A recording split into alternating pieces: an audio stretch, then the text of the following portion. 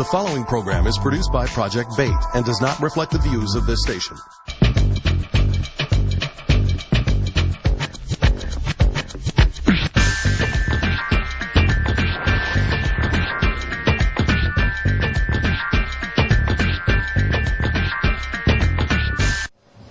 I'm Mark Wells, and this is another Wells Report For My People. In past segments of For My People, I've discussed the media usage of the term post-racial to describe American society since the rise of Barack Obama to the presidency of the United States. Although by the time this segment of For My People airs, this latest footnote of post-racial America will have died down already. But I still think it deserves an analysis as it gives us another example of the American racial psyche. I'm speaking of the incident involving Senate Majority Leader Harry Reid's comments about the then Senator Barack Obama during his presidential campaign. In a book called Game Change, journalists John Hellman and Mark Halperin gave us some insight into what was going on behind the scenes during the 2008 Democratic and Republican presidential race. According to the authors, Senate Majority Leader Harry Reid said that he thought that Senator Obama was electable because he was, quote, light-skinned, unquote, and because he lacked a, quote, Negro dialect unless he wanted to have one, unquote. Although the book is filled with interesting tidbits from behind the scenes of both sides of the aisle during the presidential race, this story was the first one to be blown up and scrutinized by the media. The topic of Reid's comments and the subsequent frenzy caused GOP Chairman Michael Steele to call for Reid to step down as Senate Majority Leader. According to Steele, if the tables had been turned and a Republican had made such a statement, Democrats would have been calling for his head. Let's take a closer look at this controversy and come to some sort of conclusion. First of all, in regards to Steele, the GOP's token head Negro in charge, his argument for Reid's resignation is about as strong as a deck of cards. Why? One of the main reasons that folks on the right are calling for Reid's head is because of the outrage that led to the resignation of Senator Trent Lott back in 2002. Back then, Lott made a statement that if America had elected the Dixiecrat Strom Thurmond to the presidency back in 1948, we, quote, wouldn't have had all of these problems over the years, unquote. Lott's comments were viewed as racially insensitive because at the time, Thurmond ran on a segregationist platform. The reason Lott's comments were so hard to defend was because given his past affiliation with pro-segregationist groups, it was difficult to argue that his comments didn't mean that he supported racial segregation. I would also like to apply Reid's statement that Obama lacked a Negro dialect unless he wanted to have one to GOP leader Michael Steele. In my view, Steele is in no position to raise a fuss about someone using a certain dialect if one chose to do so. This is the very same Michael Steele that announced he was planning a, quote, off the hook, unquote, public relations campaign. The very same Michael Steele that said Obama's stimulus plan was a way for some people to get some, quote, bling bling, unquote. When we consider Steele's conservative base, his obvious attempt to appeal to a younger, less white demographic comes off about as authentic as Pee Wee Herman at a Wu-Tang Clan concert. I don't have any problem with anything Harry Reid said because, frankly, he simply stated the truth. I have never met President Obama, but I'm sure that he doesn't speak to his boys in the same manner that he addresses the American people during a State of the Union address. Many of us who live in different worlds are able to seamlessly switch our demeanors and dialects to fit a given situation or environment. That's nothing new. Obama knew the image of himself that he had to sell to the American people in order to become president. I mean, let's get real. Which of these dialects do you think would be more impressive amongst voters for someone who was running for a major political office? First got involved, and I got involved not as his lawyer, but for example, if you're an actor, high anger is one of the easier things to convey. You frown. Where you from? Southside Jamaica, you know what I'm saying? A lot of kids over there was doing their thing, selling them things on the corner, you know what I'm saying? Yo, son, what's up, man? Man, hold something. Let me start telling niggas talking like that.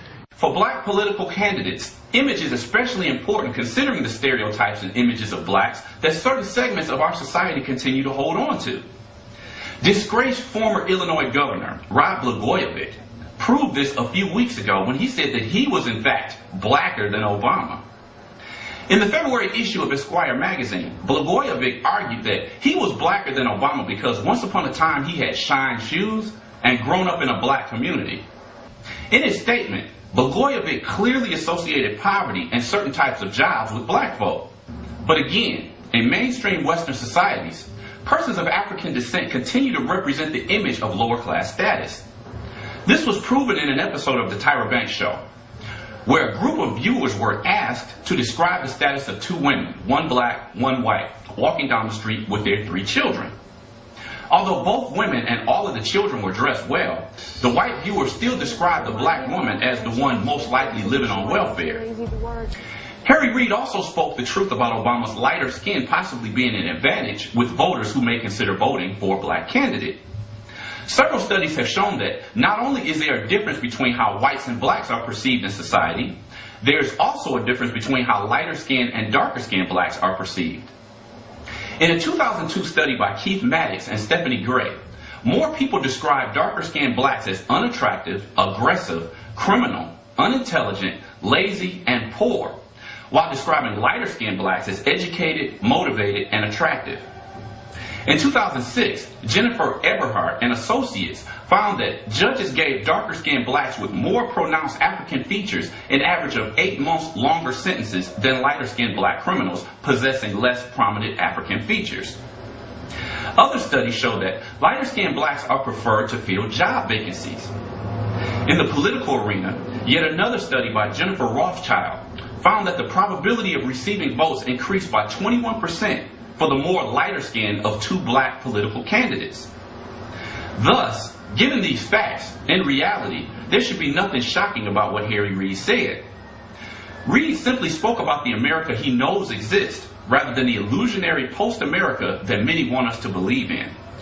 This is Mark Wells, and this has been another Wells Report for My People. Funding for closed captioning is provided by the Rice Bowl Fresh Asian Cooking, located in the Millender Center in downtown Detroit, on West Grand Boulevard in the New Center area, and in the College Park Shopping Center, located on Southfield Road at Outer Drive. For more information, contact us at 313-963-3200. If you have a business in Metro Detroit, you should be in the Detroit Black Pages. For info, call 961-3289. That's 961-3289.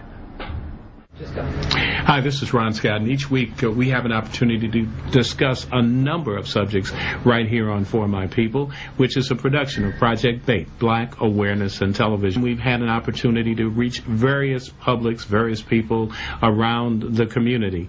And most importantly, I talk to you from time to time. You see us out and about and say what you like about the program.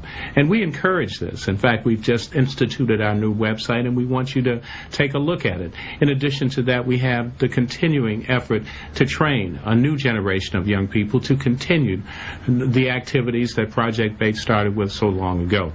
I'm glad to be in your sight and talking to you each morning and afternoon, or whenever you see this program, when you watch Project BAIT and For My People in particular. Economics, politics, and consciousness. That's what we bring to you, and that's what we want to continue to do, because it's your program. It's about you. And we thank you for continuing to watch, and I'm Ron Scott, and I've enjoyed it and hope to continue to bring you insightful information.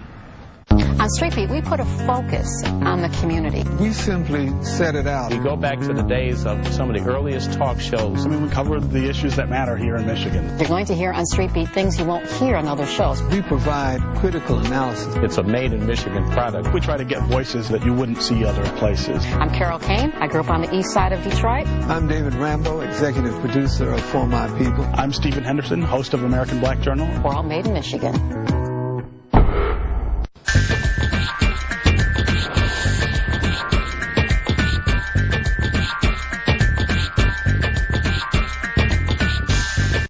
The preceding program was produced by Project BAIT and does not reflect the views of this